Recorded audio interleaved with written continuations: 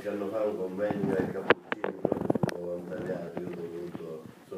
mi è stato chiesto di fare una relazione. Secondo me, oltre a queste cose che sono iniziative più precisamente politiche, diciamo, amministrative, secondo me sul volontariato dobbiamo fare un discorso più complessivo, cioè deve essere innanzitutto un problema educativo, nel senso che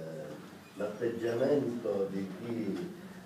fa il volontario può essere presente in una persona che lavora. Facciamo un solo esempio: ci sono periodi dell'anno in cui di mattina io lavoro a scuola e poi passo il pomeriggio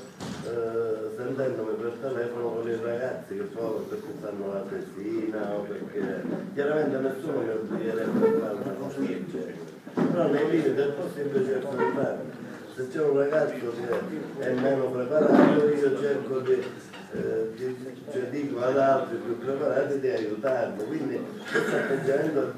del volontario, no? Che dedica anche quando lavora nel suo lavoro o accanto al suo lavoro un po' di tempo agli altri, questo deve essere un atteggiamento che noi dobbiamo fare in modo che sia il più ampio possibile. Quindi luoghi di lavoro, gruppi, scuola, e poi deve diventare un atteggiamento della città. Io personalmente negli ultimi anni, così detto molto genericamente perché non possiamo andare nello specifico, ho visto crescere, almeno questa è la mia sensazione, i livelli di individualismo e anche di cattiveria in questa città. Quindi qui dobbiamo intervenire, però un intervento per metà politico, per metà morale, per me anche religioso, cioè nel senso che dobbiamo imparare un po' tutti che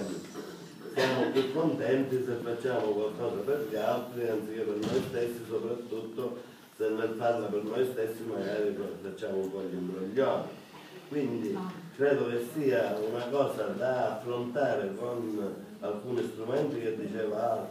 altri e anche altri che non ha citato, ma poi con una volontà generale di essere comunità, veramente, cioè non persone invidiose le une alle altre, scontri artificiosi, calunnie, dicerie, cioè però, ma